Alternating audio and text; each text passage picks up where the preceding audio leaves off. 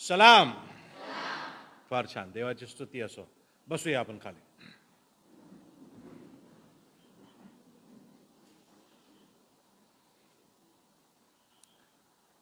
आपण ज्यांचे वाढदिवस झाले, ज्यांचे लग्नाचे वाढदिवस झाले, त्यांच्यासाठी प्रार्थना केली.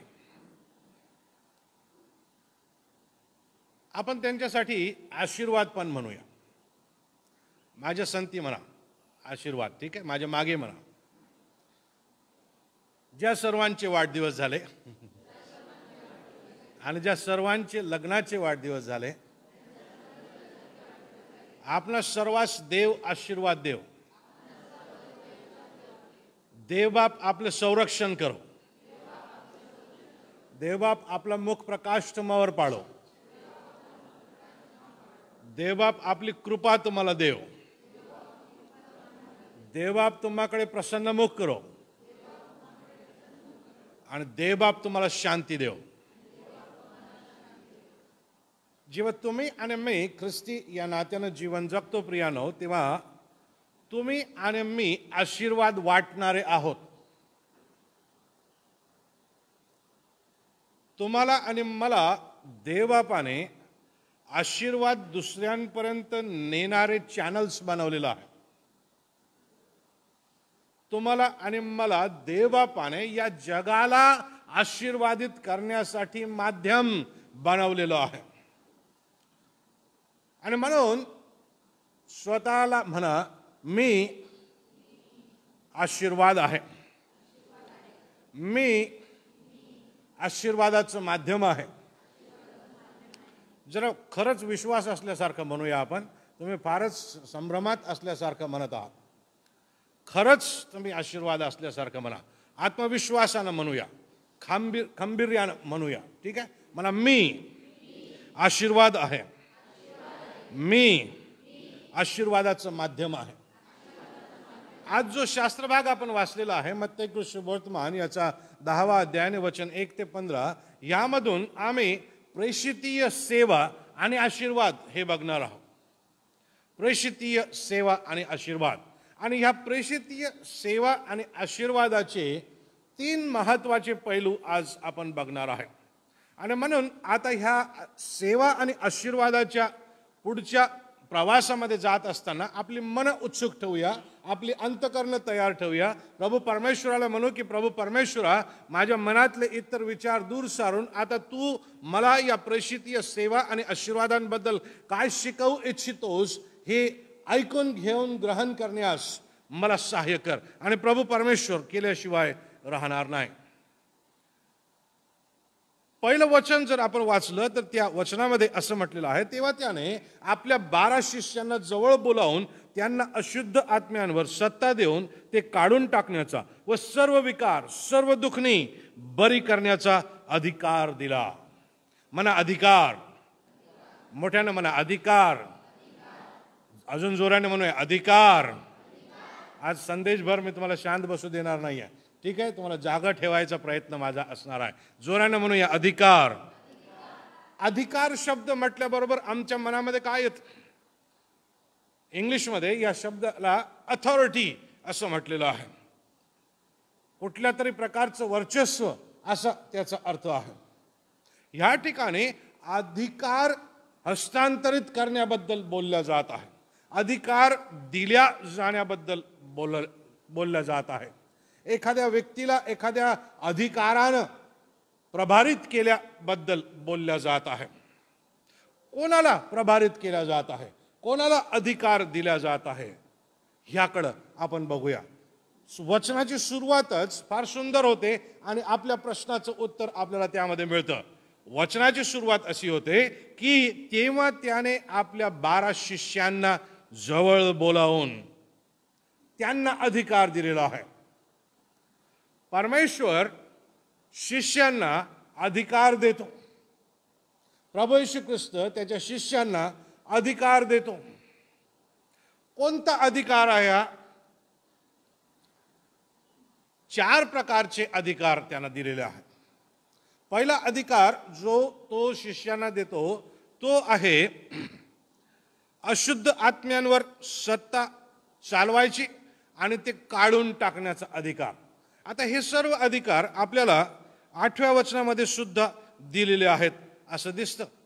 8व्या वचनामध्ये ह्या पहिल्या वचनाचा सारांश भूते काढा, हे भूते काढण्याचा अधिकार, या अशुद्ध आत्म्यांना घालविण्याचा अधिकार परमेश्वरानं आम्हाला दिलेला आहे. तुम्ही म्हणाल मला दिलेला आहे, हो. हे चारही अधिकार बघत असताना आम्हाला ते अधिकार दिलेले आहेत हे समजून घेणार आहोत. परंतु तुम्ही कोण हे आधी समजून घेऊया. अधिकार कोणाला दिलेले आहेत? अधिकार शिष्यांना दिलेले आहेत. मग आमचा प्रश्न हा आहे आज की मी येशूचा शिष्य आहे का? अनेकांच्या मनामध्ये अचानक प्रश्न उद्भवला असेल की शिष्य म्हणजे काय, ते काय असतं? शिष्य म्हणजे चेला. शिष्य म्हणजे चेला. परंतु शिष्य कोण? हा चेला कोण? हा चेला म्हणजे गुरुचं अनुकरण करणारा, गुरुच्या शिकवणीनुसार चालणारा तो शिष्य. तुमचा गुरु कोण आहे? उत्तर पाहिजे मला मोठ्याने. तुमचा गुरु कोण आहे? हॅलो, लाजता का तुम्ही? येशू माझा गुरु आहे असं म्हणायला? मोठ्याने म्हणा ना, तुमचा गुरु कोण आहे? येशू आमचा गुरु आहे. मग त्या येशूचं अनुकरण करणारे, त्याच्या आज्ञा पाळणारे, त्याच्या शिकवणीनुसार चालणारे हे त्याचे शिष्य. त्या येशूवरती विश्वास ठेवून आपल्या पापांची क्षमा प्राप्त करणारे, येशूवरती विश्वास ठेवून आपली सार्वकालिकता बदलवून घेणारे, येशूवरती विश्वास ठेवून आता मी या जगाचं नव्हे, आता मी या नरकाचं नव्हे, तर आता मी त्या सार्वकालिक जीवनाचा नागरिक बनलेलो आहे, या विश्वासानं जीवन जगणारे. आणि हे जीवन जगत असताना त्या येशूचं अनुकरण करणारे, त्या येशूच्या शिकवणुकीची अनुकरण करणारे असे लोक म्हणजे शिष्य. तुम्ही आणि मी अनेकदा या अधिकारांना हे माझ्यासाठी नाहीत असं म्हणू लागतो. कारण त्याचं पहिलं असं आहे की आम्हाला शिष्यत्वाबद्दल अज्ञान आहे. आम्ही शिष्य म्हणजे काय, येशूचे शिष्य म्हणजे काय हे समजून घेतलेलं नाही. ते आमच्या जीवनाला कसं लागू होतं हे आम्ही समजून घेतलेलं नाही. आणि म्हणून हा अधिकार फक्त पाळक साहेबांपुरता आहे, हा अधिकार फक्त सुवार्तिकांपुरता आहे, हा अधिकार फक्त मंडळीच्या अधिकाऱ्यांपुरता आहे असं आम्हाला वाटायला लागतं. परंतु ते चूक आहे, ते खोटं आहे. देवाचं वचन तुम्हाला आणि मला शिकवतं की तुम्ही आणि मी, प्रत्येक व्यक्ती जो प्रभू येशू ख्रिस्ताचा निस्सिम भक्त आहे, त्याचा शिष्य आहे, त्या प्रत्येक शिष्याला हे अधिकार प्राप्त आहेत. तुम्ही म्हणाल कोणते हे अधिकार आहेत? प्रभू येशू ख्रिस्तानं मत्ती 28:18 मध्ये म्हटलं की स्वर्गात आणि पृथ्वीवर सर्व अधिकार मला देण्यात आलेला आहे. त्या अधिकारानं मी तुम्हाला पाठवतो, जा आणि शिष्य करा. त्याच्या शिष्यानं सांगितलं. तीच आज्ञा तुम्हाला आणि मला याही ठिकाणी समजून घ्यावी लागेल की तुम्ही आणि मी, आम्ही ख्रिस्ताचे शिष्य आहोत. तो आम्हाला जवळ बोलवतो आणि आम्हाला पाठवतो. तो आम्हाला जवळ बोलवतो आणि आम्हाला अधिकार देतो.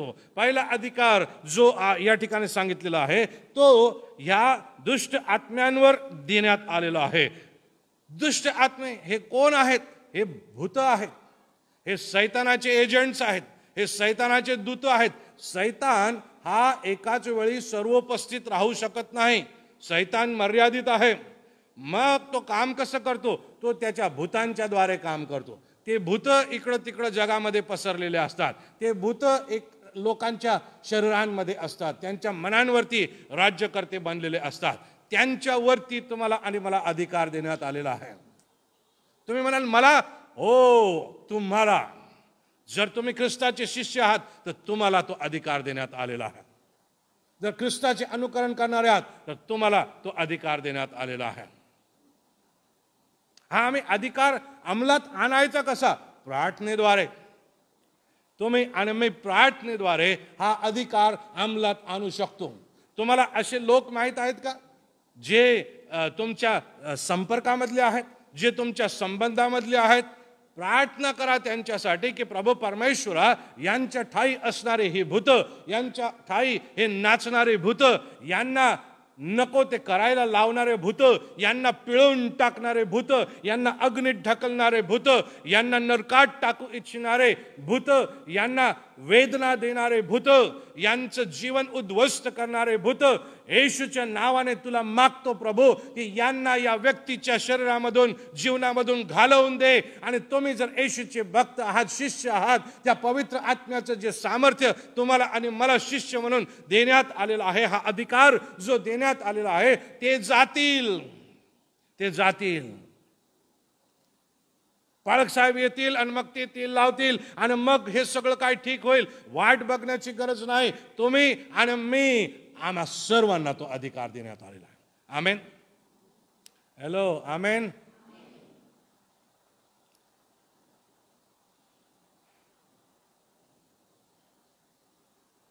तुम्हाला आणि मला अधिकार दिला. दुसरा अधिकार दिलेला आहे. हे सैतान, हे आत्मे, हे भूत, हे काय आहे? हे सैतानाचं राज्य आहे. आणि तुम्ही आणि मी कोण आहोत? तुम्ही आणि मी देवाच्या राज्याचे लोक आहोत. आमेन. अरे जोराने म्हणा आमेन.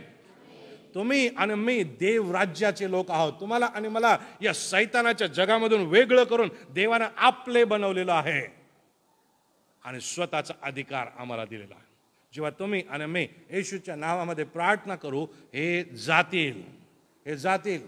अनेक वेळेस शिष्यांना काही भूत घालवता आले नाही. ते ख्रिस्ताकडे आले आणि ते म्हणाले की प्रभू, आम्हाला हे का करता आलं नाही? तुम्हाला आठवतो का? एक बाप त्या मुलाला घेऊन येत होता आणि त्या बापानं पण म्हटलं, तुमच्या शिष्यांना हे काढता आलं नाही. प्रभू येशू ख्रिस्त म्हटला, उपास आणि प्रार्थनेशिवाय असली भूत जात नाहीत. काही भूत जाणार नाहीत. त्याच्यासाठी तुम्हाला आणि मला उपास करावा लागेल, प्रार्थना करावा लागेल, प्रभूच्या संती अधिक संबंध ठेवावा लागेल, वाढवावा लागेल.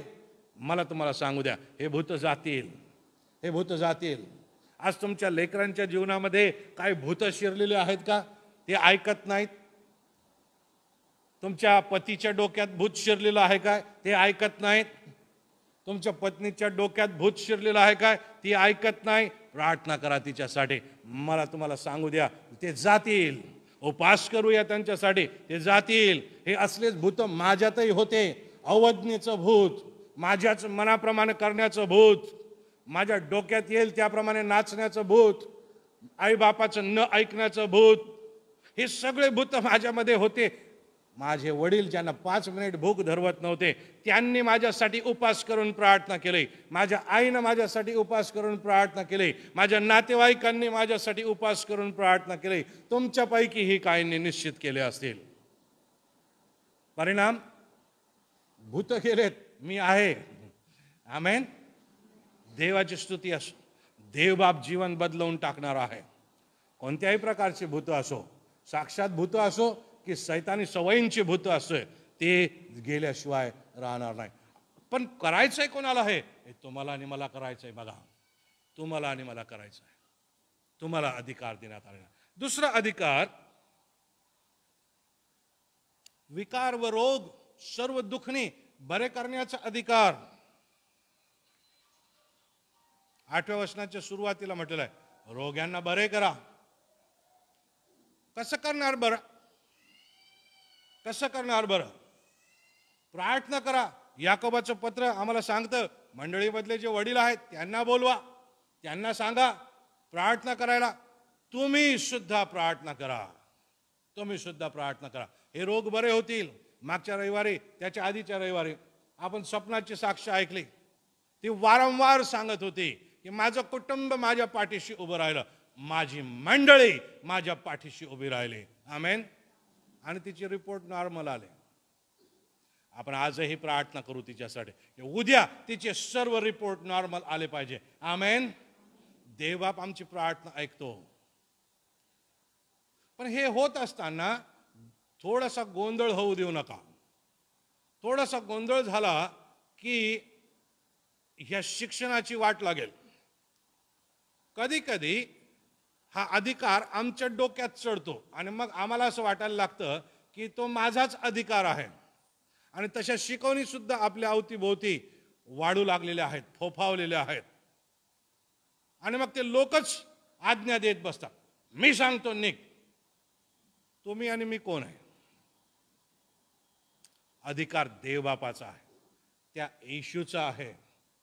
त्या येशूच्या अधिकारानं पित्याला सांगू की देवा यांना घालव, देवा यांचा रोग घालव, देवा यांचा त्रास घालव, आणि तो त्रास जाईल. कितीतरी रोगाबद्दलच्या साक्षी आम्हाला देता येतील. वत्सला मावशी आमच्या मंडळीमध्ये प्रार्थनेवरती विश्वास ठेवून येत होत्या. त्यांना सांगितलं होतं की काही आशा तुम्हाला नाही, परंतु त्यांनी म्हटलं नाही, मी येशूजवळ जाणार आणि प्रार्थना करत राहणार. त्यांच्या संती आपण प्रार्थना करत राहिलो. प्रियानो, काय झालं? त्यांची साक्ष आपण याच मंदिरामध्ये ऐकलेली आहे. कॅन्सरपासून ती बहीण मुक्त झाली, ती मावशी मुक्त झाली. आजही टणटण आहे, अगदी व्यवस्थित ती आहे. आमेन. आमच्यापैकी किती लोकांना त्रास असतो, आजार असतो, आपण प्रार्थना करतो, त्यांना बरं वाटतं. हे काय आहे? त्या अधिकाराचा आमच्या जीवनातून त्या लोकांपर्यंत पोहोचण्याचा तो प्रकार आहे, त्याचा परिणाम तो आहे. विश्रांती मावशीसाठी आपण प्रार्थना करत होतो, त्यांना बरं वाटत आहे. आमेन. देवाची स्तुती असो, देवाची स्तुती असो. कितीतरी साक्षी आम्हाला आरोग्याबद्दलच्या ऐकायला मिळतील किंवा देता येतील, ज्या ठिकाणी हा जो अधिकार तुम्हाला आणि मला देण्यात आलेला आहे, याचा उपयोग मंडळीने येऊन एकत्रितरित्या केल्यावर त्याचा परिणाम आम्हाला दिसून येतो. प्रियानो, आज लोक आजारी आहेत काय? त्यांच्यासाठी प्रार्थना करूया. मंडळीमध्ये जी प्रार्थना आपण करतो त्याचा आधार काय? अहो, येशूच्या ठाई असलेला हा अधिकार आहे, त्यानं तुम्हाला आणि मला दिलेला तो अधिकार आहे. रोग बरे करा.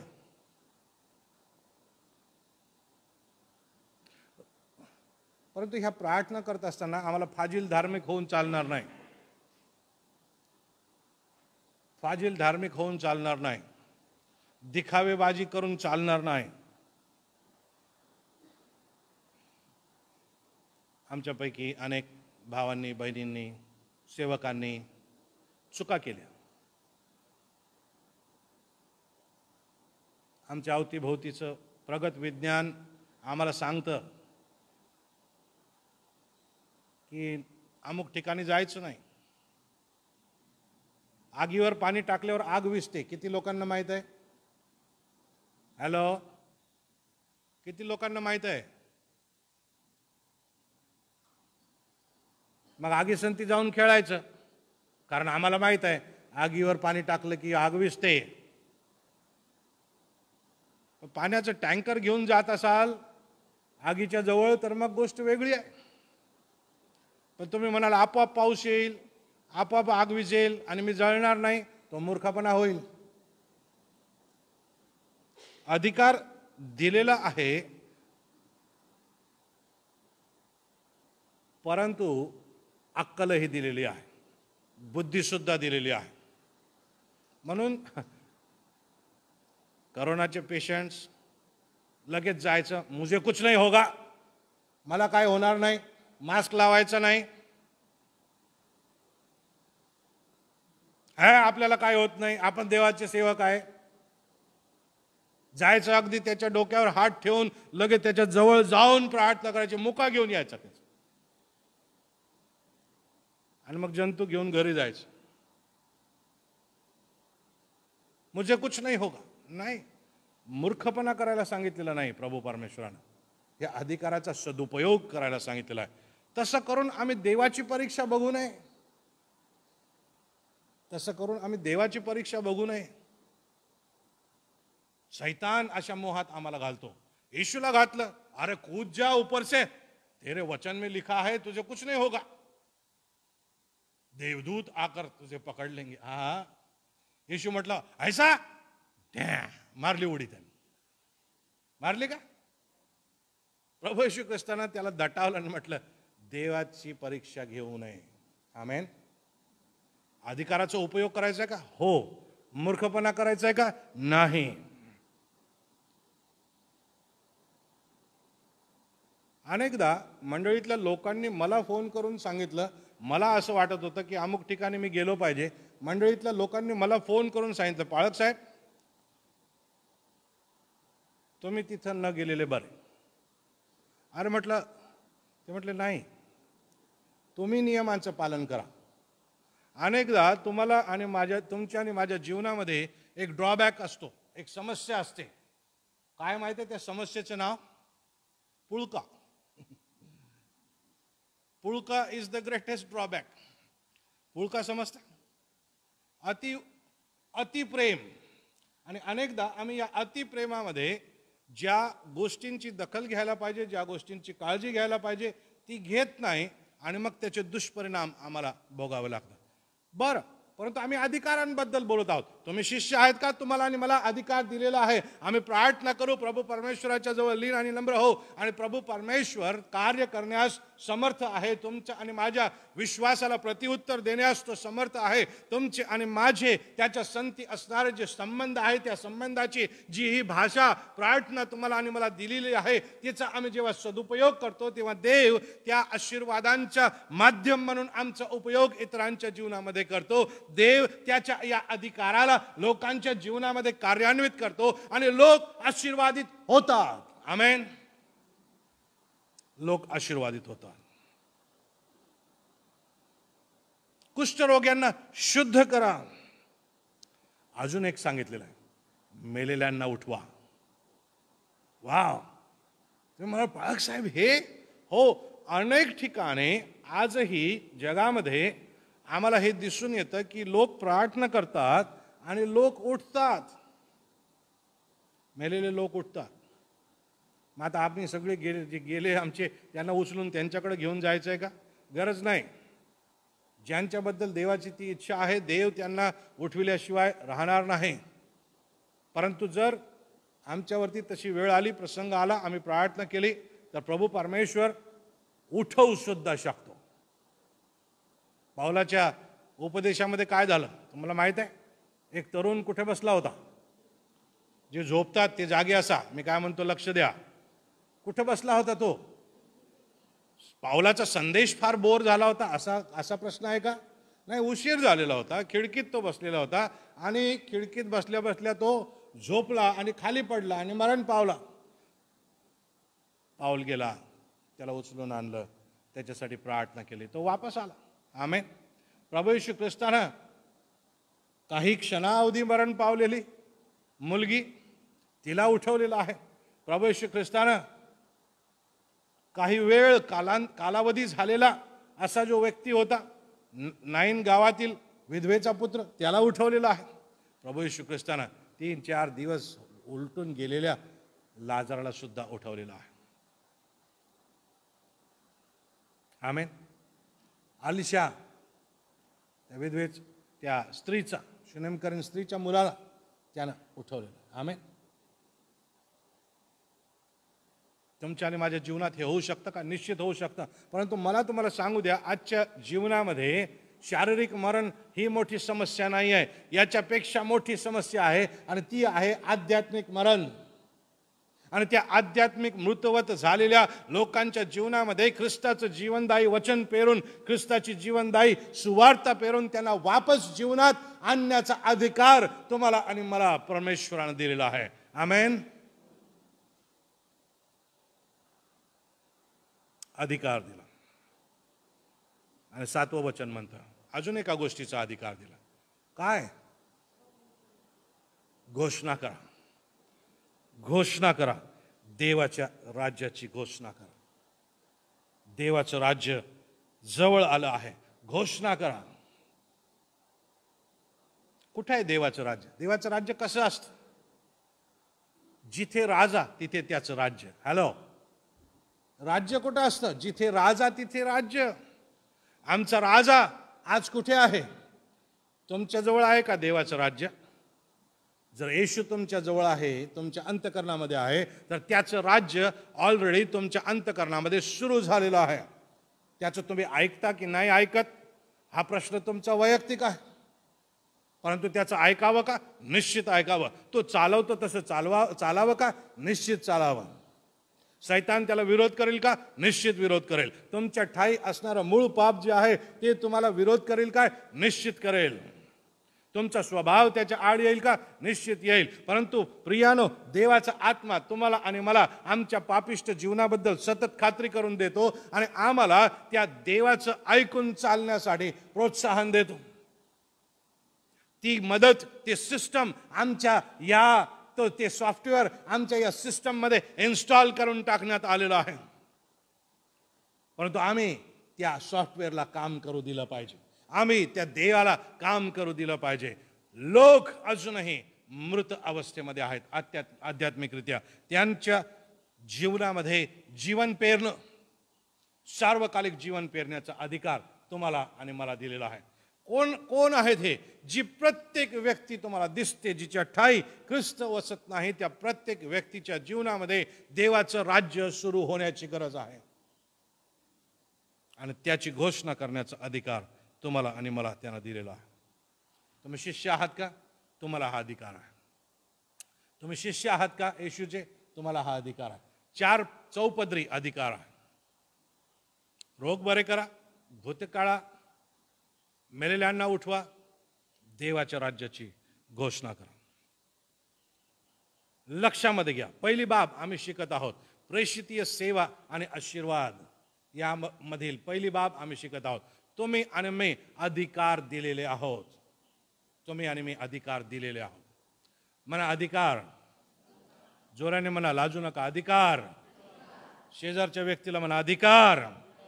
हा अधिकार देवाने तुम्हाला आणि मला दिलेला आहे. दुसरं पैलू या प्रेषितीय सेवेचा आणि आशीर्वादाचा हा आहे की तुम्ही आणि मी पाठविलेले आहोत. काय म्हणतं वचन बघा. दुसरं वचन काय म्हणतं? त्या 12 प्रेषितांची नावे अशी आहेत. या शिष्यांना प्रभू येशू ख्रिस्त प्रेषित हे नाव वापरतो. मत्तय या ठिकाणी या शिष्यांना प्रेषित हे नाव वापरतो आणि या प्रेषितांना 5व्या वचनामध्ये असं म्हटलेलं आहे, या 12 जणांना येशूने अशी आज्ञा करून पाठविले की. प्रेषित या शब्दाचा अर्थ आहे जे राजाने जगात पाठविलेले आहेत असे. जे 12 शिष्य होते ते प्रेषित होते, ज्यांनी ख्रिस्ताला साक्षात अनुभवलं, बघितलं आणि ज्यांना ख्रिस्तानं पाठवलं ते प्रेषित. आज त्या नावाच्या आणि तुम्हाला आणि मला दिलेल्या सेवेच्या अनुषंगाने तुम्ही आणि मी सुद्धा प्रेषित आहोत, पाठविलेले आहोत. पाठविलेले आहोत. 5वं वचन म्हणते त्यांना पाठविले. मत्तय 28:19 म्हणतं जाऊन किंवा जा आणि मग शिष्य बनवा. तुम्हाला आणि मला पाठविलेलं आहे. म्हणा पाठविलेले. जोराने म्हणा पाठविलेले. पाठविलेले आहे. आम्ही ऑलरेडी त्या ठिकाणी गेलेलो आहोत. आम्ही ऑलरेडी त्या ठिकाणी आहोत जिथे आम्ही असायला पाहिजे. आम्ही फक्त आमचे डोळे जर उघडले, आमच्या अवतीभवती ज्यांच्या जीवनात देवाचं राज्य नाही हे लोक आम्हाला दिसतील. आम्ही डोळे उघडले तर ज्यांच्या जीवनामध्ये येशू नाही असे लोक आम्हाला दिसतील. आम्ही डोळे उघडले तर ज्यांच्या जीवनामध्ये देवाच्या राज्याला सुरुवात झालेली नाही असे लोक आम्हाला दिसतील. त्या लोकांच्या अंतःकरणामध्ये देवाचं राज्य सुरू करण्यासाठी आम्हाला पाठवण्यात आलेलं आहे. आमेन. या जगाचा देव सैतान याचं राज्य सगळ्या ठिकाणी सुरू आहे. तो तुम्हाला आणि मलाही कधी धरून गिळावं या प्रयत्नात असतो. कामाच्या ठिकाणी लोक आहेत, प्रवासाच्या ठिकाणी लोक आहेत, व्यवसायांच्या ठिकाणी लोक आहेत, सर्व ठिकाणी लोक आहेत. कधी कधी देवबाप तुमच्या घरी लोक पाठवतो आणि मग तुम्ही त्यांना देवाचं राज्य सांगू शकता.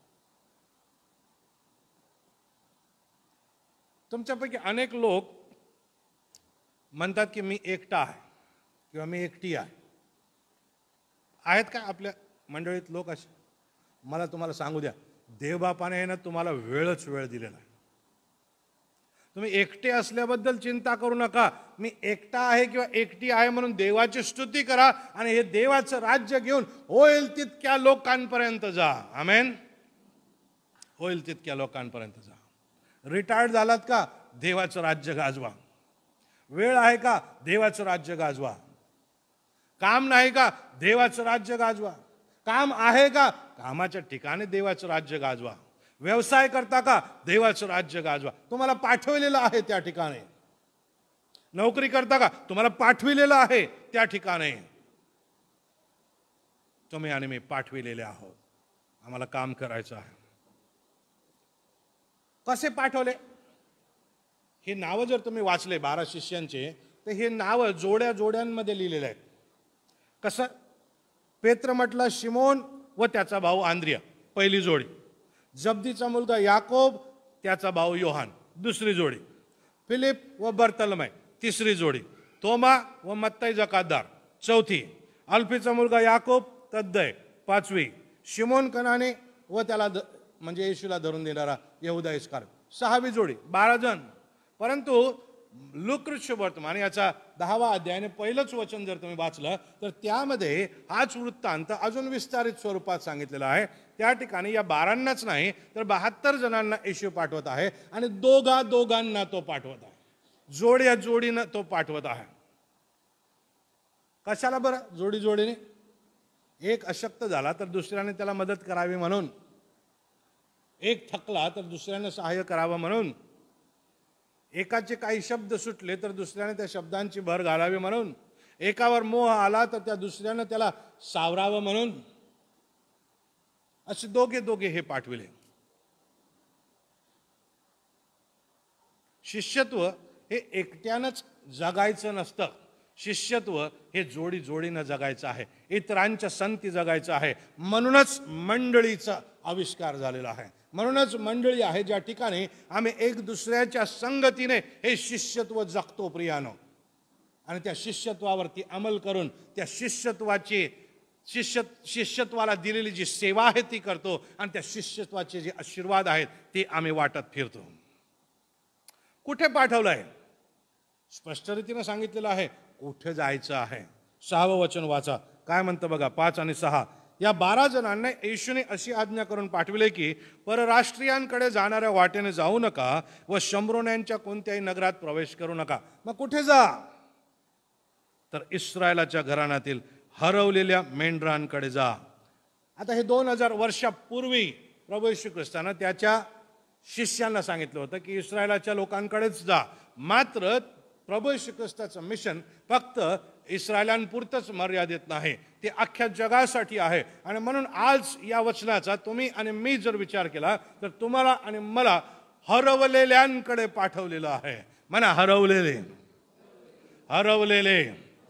हरवलेले म्हणजे काय हो? हरवलेले म्हणजे भटकलेले, कळपात नसलेले, कळपात असून स्वतःचेच सोंग करत असणारे, कळपात असून ख्रिस्त व्यक्त न करणारे, कळपात असून पुढाऱ्याच्या संगती न राहता आपलंच भलतंच काहीतरी करत राहणे. आमचा पुढारी, आमचा मेंढपाळ येशू आहे. त्या येशूला सोडून भलतीकडूनच जे आकर्षण आणि आमिषण आम्हाला मिळतात त्याच्या मागे धावत जाणे म्हणजे हरवलेले. या सर्व हरवलेल्यांकडे देवबापाने तुम्हाला आणि मला पाठवलेलं आहे. कधी कधी आम्ही या हरवलेल्यांकडे जातो, कधी कधी आम्ही या हरवलेल्यांना बोध करण्याचा प्रयत्न करतो, कधी कधी आम्ही या हरवलेल्या मेंढरांना असा हाताचा विळखा घालून हळूहळू त्यांना देवाच्या राज्याकडे वळवण्याचा प्रयत्न करतो. पण ते आमचा हात झटकून देतात आणि म्हणतात मी जे करत आहे ते योग्य आहे, हरकत नाही, प्रयत्न बंद करू नका, प्रयत्न सोडू नका, करत राहा, देवबाप यश देईल. ते मेंढर देवाच्या राज्यात आणण्यासाठी देवबापानं तुम्हाला पाठवलेलं आहे प्रिया.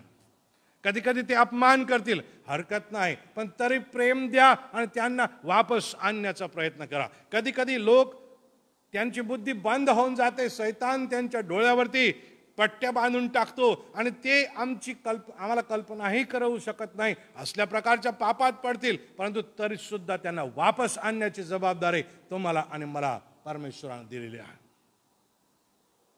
हरवलेले.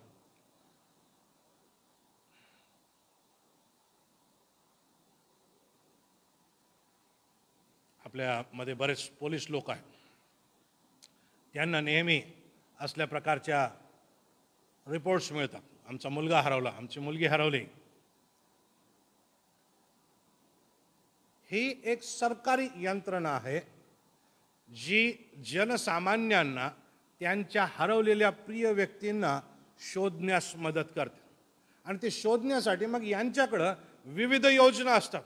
यांच्यासारखं विशिष्ट प्रकारे विचार करण्याचं तंत्र डॉक्टरकडे नसेल, यांच्यासारखं विशिष्ट योजना आखून त्या लेकराबद्दल माहिती विचारपूस करणे, धागेदोरे जोडणे हे कदाचित एखाद्या शिक्षकाला जमणार नाही, परंतु त्या पोलीस कर्मचाऱ्याला किंवा त्या पोलीस विभागाला ते समजतं.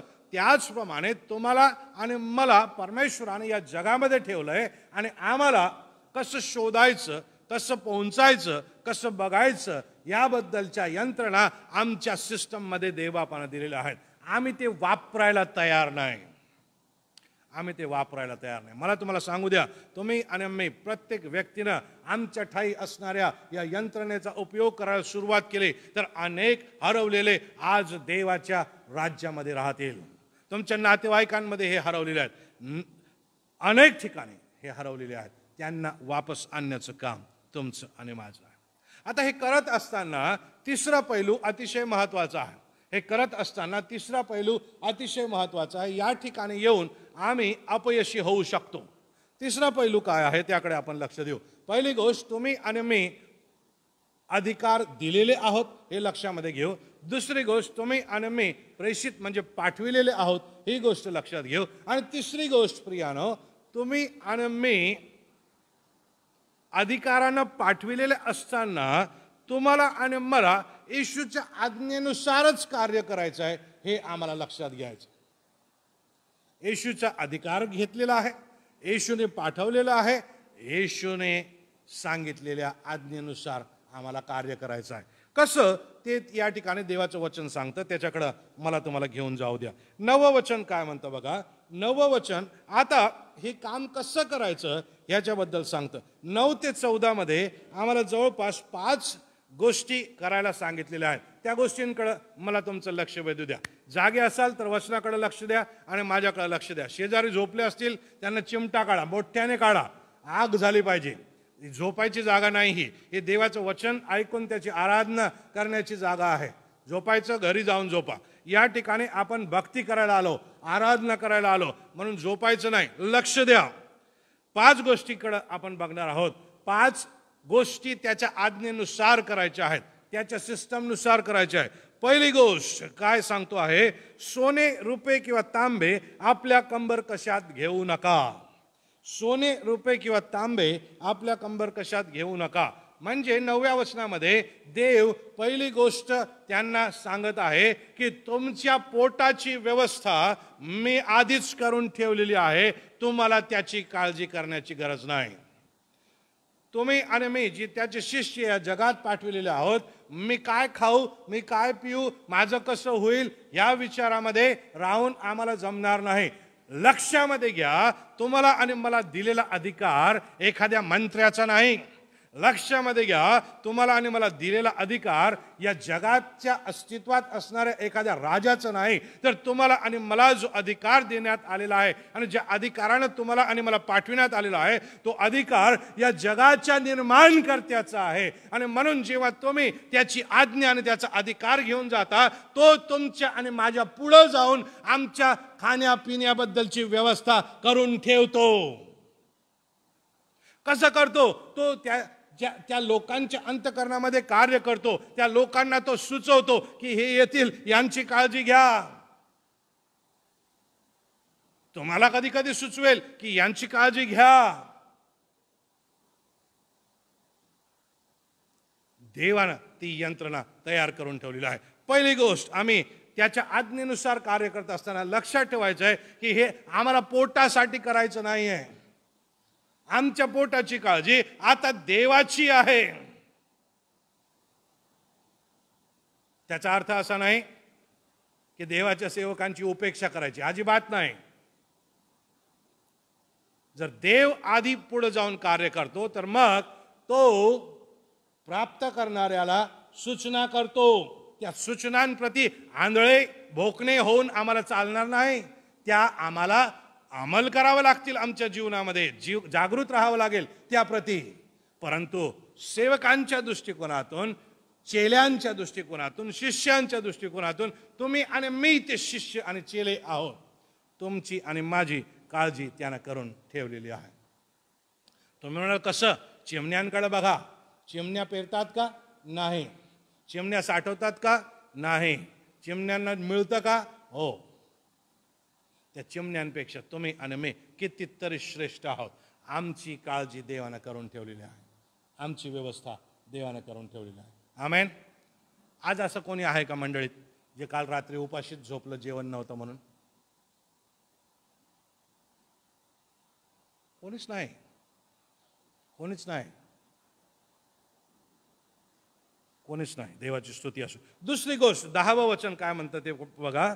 वाटेसाठी जोळणा, दुसरा अंगरखा, वाहना किंवा काठी घेऊ नका, कारण कामकऱ्यांचे पोषण व्हावे हे योग्य आहे. जीवनामध्ये कोणत्या 3 गोष्टी आवश्यक असतात? जोराने सांगा. अन्न, वस्त्र, निवारा. पहिली बाब त्यानं सांगितलेली आहे. खाण्यापिण्याची काळजी करायची नाही, मी व्यवस्था करून ठेवलेली आहे. 10व्या वचनाच्या शेवटच्या भागामध्ये म्हणतो काम करायचे पोषण व्हावे हे योग्य आहे. मग त्या काम करायला योग्य पोषण पुरविणे ही सुद्धा आमची जबाबदारी आहे. देव ती व्यवस्था करून ठेवतो.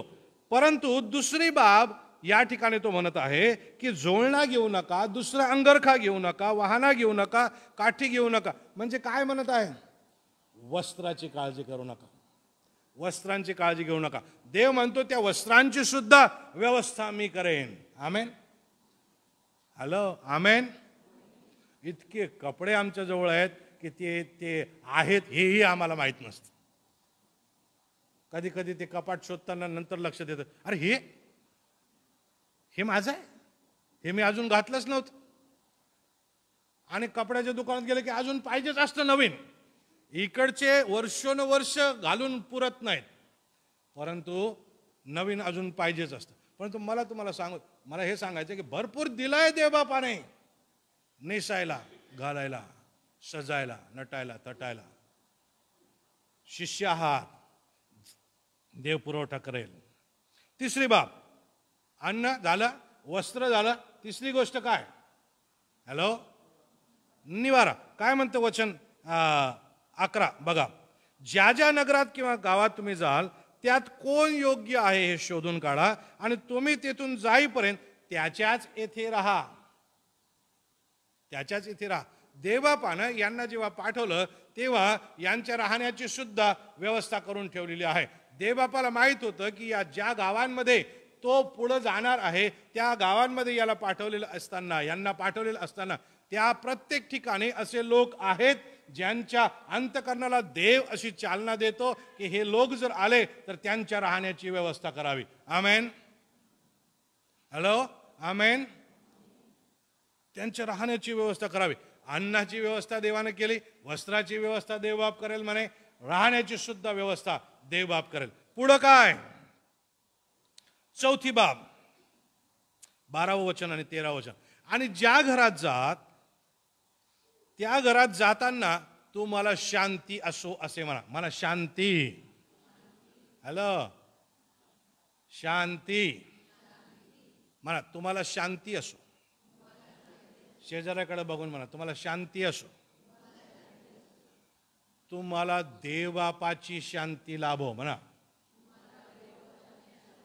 लाजू नका ना, जोराने म्हणा. तुम्हाला देवबापाची शांती असो. 12 वचन म्हणतं की ज्या कुठल्या घरात तुम्ही जाल, ठीक आहे, त्या घरामध्ये जाताना त्यांना सलाम म्हणा. सलामचा अर्थ काय? देवाची शांती तुमच्या संती असो. तुम्ही आणि मी शांतीचे दूत आहोत. तुम्ही आणि मी शांतीची वाटणी करणार आहोत. शांती म्हणजे आशीर्वाद प्रभू परमेश्वरापासून. त्या आशीर्वादांना वाटणारे आम्ही आहोत. परंतु तुमच्यात ती शांती आधी असली तरच ती पुढे जाईल. हॅलो, मी काय सांगत आहे? तुम्हीच किरकिर किरकिर किरकिर किरकिर अख्खं जिंदगी तुमची किरकिरीची असेल आणि शांती नसेल, तुम्ही शांती वाटू शकत नाही. तुम्हाला आधी शांतीची गरज आहे. म्हणून ज्याच्या जवळ शांती आहे त्याच्याकडे जा, त्याला सलाम करा, त्याच्याकडून शांती घ्या. परमेश्वराला म्हणा, देवा ही किरकिर माझ्या जीवनातली घालवून दे, मला तुझ्या शांतीची गरज आहे, मला तुझ्या शांतीचा दूत बनून बाहेर जायचं आहे, तुझी शांती मला दे. आणि जिथे शांतीचा दूत, शांतीचा राजकुमार येऊन वसतो की नाही, त्या ठिकाणी शांती असल्याशिवाय राहतच नाही. आणि तो आम्हाला अधिकार देऊन या जगात पाठवतो आणि म्हणतो की लोकांच्या घरी जा, लोकांच्या जीवनामध्ये प्रवेश करा आणि त्यांच्या जीवनात शांती पेरा, त्यांच्या जीवनामध्ये शांती प्रवाहित करा. तो देवाचं वचन पुढं काय म्हणतं माहित आहे का तुम्हाला? त्या ठिकाणी असं म्हटलेलं आहे, ते घर योग्य असले तर तुमची शांती त्याला प्राप्त हो. हॅलो, तुमच्यासाठी ते घर जर योग्य आहे, देवाच्या राज्याच्या वाढीसाठी ते जर घर योग्य आहे, तर तुम्ही जेव्हा असं म्हणता सलाम, तेव्हा ती शांती त्यांच्याकडे गेल्याशिवाय राहणार नाही, ती शांती त्यांना प्राप्त झाल्याशिवाय राहणार नाही. हा आहे प्रेषितांचा आशीर्वाद. प्रियानो, तुम्हाला आणि मला आशीर्वाद वाटण्यासाठी, शांती वाटण्यासाठी देवबापानं पाठवलेला आहे, अशांती करण्यासाठी नव्हे. शांतता जिथे आहे तिथे ढवळाढवळ करून अशांतता माजवण्यासाठी तुम्ही आणि मी नाही, शांतीचे राजकुमार तुम्ही आणि मी बनलो पाहिजे, शांतीचे देवदूत तुम्ही आणि मी बनलो पाहिजे, शांतीचे राजदूत तुम्ही आणि मी बनावं. पण इतकंच आहे का? इतकंच आहे का? नाही, पुढेही सांगितलेलं आहे. त्याच वचनामध्ये पुढे बघा काय म्हटलेलं आहे, ते योग्य नसले, म्हणजे ज्या घरी जाऊन तुम्ही म्हणता तुम्हाला शांती असो, सलाम, देवाची शांती तुमच्या संती असो, ते घर जर योग्य नसेल, ते घर जर मान्य करत नसेल, ते घर जर स्वीकार करत नसेल, ते घर देवासाठी उत्सुक नसेल, तर ती शांती त्यांच्याजवळ राहणार नाही, ती शांती तुमच्याजवळ परत येईल. मी सांगत नाही, देवाचं वचन सांगतं. वाचा काय म्हटलेलं आहे 13वं वचन. ज्या घरी तुम्ही जाता त्या ठिकाणी शांती असो म्हणा, ते योग्य असेल तर त्यांना शांती प्राप्त होईल, ते योग्य नसेल तर ती शांती वापस येईल तुमच्याकडे, ती व्यर्थ जात नाही. ती शांती तुमच्याकडे वापस येऊन तुम्ही अजून दुसरीकडे कुठेतरी ती वाटू शकता. आमेन. हॅलो, तुम्हाला अशी नावं आठवायला लागलेत का लगेच, ज्यांना शांतीची गरज आहे? मला तुम्हाला उत्तेजन देऊ द्या, नुसतं त्यांच्या घरी जाऊन म्हणा तुम्हाला शांती असो, नुसतं त्यांच्या घरात प्रवेश करा आणि म्हणा तुम्हाला शांती असो, नुसतं त्यांच्या घरी जाऊन त्यांचा हात हातात घेऊन अंतकरणापासून ती प्रार्थना करून म्हणा की देवाची शांती तुमच्या संती असो, आणि ती शांती तिथे राहील, ती शांती तिथे प्रवेश करेल, ती शांती तिथे वास करेल. प्रियानो, आमेन. प्रेषितीय सेवेचा हा आशीर्वाद आहे. पुढे जाऊ, पुढे काय म्हटलेलं आहे? इतकंच का हो, इतकंच का हो? नाही नाही, 14वं वचन काय म्हणतं पुढे बघा. जो कोणी तुमचे स्वागत करणार नाही व तुमची वचने ऐकणार नाही, त्याच्या घरातून किंवा नगरातून निघताना आपल्या पायांची धूळ झटकून टाका. आता हे नीट लक्षात घ्या, काय प्रकार आहे हा. पुन्हा वाचू ते वचन काय म्हणतं. जो कोणी तुमचे स्वागत करणार नाही व तुमची वचने ऐकणार नाही, त्याच्या घरातून किंवा नगरातून निघताना आपल्या पायांची धूळ झटकून टाका. आता हे वचन समजून घेण्यासाठी आपल्याला 5व्या वचनाकडे परत जावं लागेल. 5व्या वचनात ख्रिस्तानं त्यांना काय म्हटलं होतं की तुम्ही परराष्ट्रीयांकडे जाऊ नका, तुम्ही कोणाकडे जा? इस्रायलाच्या हरवलेल्या लोकांकडे तुम्हाला जायचं आहे. म्हणजे ही ही ही जी आज्ञा आहे ती इस्रायलाच्या पार्श्वभूमीत किंवा संदर्भात आम्हाला समजून घ्यावे लागेल. आता हे जे यहुदी लोक होते, नीट लक्ष द्या आता माझ्याकडे. हॅलो, अनेकांना हे वचन अनेक वर्षांपासून समजलेलं नाही, ठीक आहे, आणि ते उगाच कुठेतरी जातात आणि त्यांचं पटलं नाही की पाय झटकून येतात, तसा त्याचा अर्थ नसतो तो. ओके, म्हणून पण दाखवतात म्हणजे धूळ झटकून जातो तुमच्या घरी. अरे पण त्याचा अर्थ काय खरा ते नीट समजून घ्या, ठीक आहे. वैयक्तिक भांडणं झाल्यावर तसं करायसाठी नाही येते,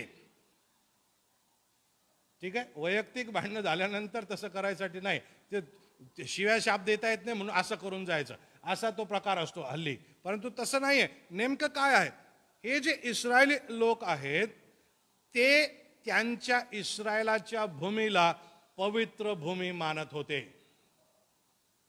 हॅलो, ते इस्रायलाच्या भूमीला पवित्र भूमी मानत होते. होली लँड हा शब्द तिकडूनच आला, ठीक आहे, पवित्र भूमी. ते जे राष्ट्र आहे ते परमेश्वराचं राष्ट्र आहे आणि त्यांच्या राष्ट्राच्या भूमीला ते पवित्र मानत होते. आणि ती पवित्र असल्यामुळं हे लोक जेव्हा बाहेर कशा तऱ्हेसाठी जात असत, व्यवसायासाठी किंवा कामासाठी, तेव्हा ते त्या शहराच्या किंवा त्यांच्या देशाच्या वेशीजवळ आले की बाहेरून फिरून आलेली जी अपवित्र माती त्यांच्या पायाला लागलेली आहे, ती माती माझ्या पवित्र राष्ट्रात प्रवेश करती होऊ नये म्हणून ते त्या वेशीवरती ते झटकून देत असत. त्यांच्या पवित्र शहरात जाण्याच्या आधी ते झटकून देत असत. त्यांच्या घरामध्ये जाण्याआधी ते झटकून टाकत असत. काय झटकत होते ते? यांचं राष्ट्र पवित्र आहे, देवाने निवडलेलं आहे.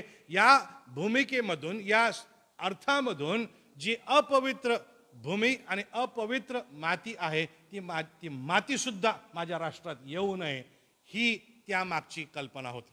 आता ह्या ठिकाणी येशू जेव्हा ते ह्यांना करायला सांगत आहे, तेव्हा तो हे म्हणत आहे की जे देवाचं पावित्र्य आहे, त्या पावित्र्याला तुम्ही झिडकारत आहात आणि म्हणून आता तुमचा त्या पावित्र्यात प्रवेश होणार नाही. जेव्हा हे लोक त्यांची वचनं स्वीकारत नाहीत, वचनं काय आहे? येशू राजा आहे, तुम्ही त्याची प्रजा आहे, त्या येशूला आमच्या अंतःकरणामध्ये राज्य करू द्या, जेणेकरून आमच्या अंतःकरणाची पाप आणि मलिनता तो काढून टाकेल आणि आम्हाला स्वर्गाचं राज्य देईल. ते वचन, ती सुवार्ता जर ते लोक स्वीकारत नाहीत तर मग धूळ झटका. कारण काय? त्यांनी ऑलरेडी पावित्र्याला झिडकारलेलं आहे. मग त्या पावित्र्याला झिडकारलेल्या व्यक्तीची माती सुद्धा पवित्र भूमीत जाता कामा नये, अशी भूमिका यामागे होती. म्हणजे पाचवी गोष्ट जी आम्ही शिकत आहोत ती ही आहे प्रियानो, की देव जेव्हा आम्हाला पाठवत आहे तेव्हा त्याचं पावित्र्य त्या लोकांच्या जीवनात प्रस्थापित करायला पाठवत आहे. परंतु ते जर मान्य करत नाहीत तर धूळ झटका आणि निघा, कारण त्यांचा प्रवेश होणार नाही. आणि म्हणून तो पुढं काय म्हणतो? मी तुम्हाला खचित सांगतो, न्यायाच्या दिवशी त्या नगरापेक्षा सदोम व गमोरा या प्रदेशाला सोपं जाईल. ते अतिशय पाप करणारे शहर होतं त्या ठिकाणी, परंतु त्या शहराला सोपं जाईल देवाच्या निवासस्थानी यायला. परंतु हे यांच्या घरी, यांच्या दारी, यांच्या जीवनात वैयक्तिकरित्या पवित्र देवाची पवित्रता आणि त्याचं पवित्र वचन पोहोचलेलं असताना त्यांनी ते स्वीकारलं नाही, त्यांनी ते झिडकारलं आणि मग ते देवाच्या न्यायाला आपल्यावरती ओढवून घेतात.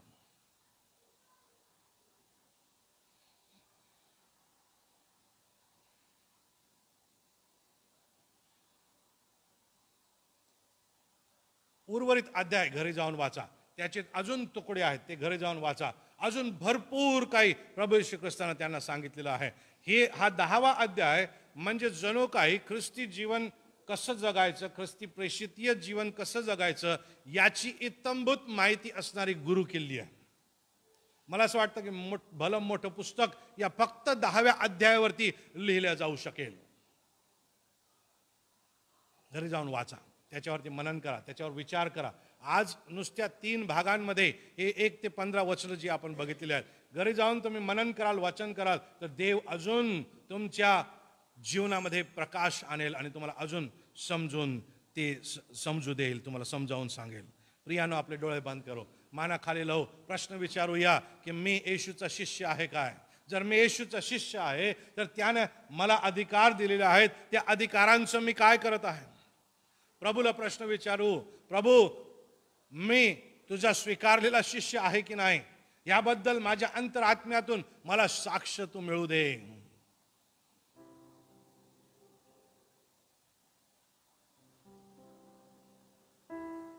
प्रभूला प्रश्न विचारू की प्रभू तू मला पाठविलेला आहे, पाठविलेला असण्याची जी पात्रता आहे ती माझ्या ठाई आहे का?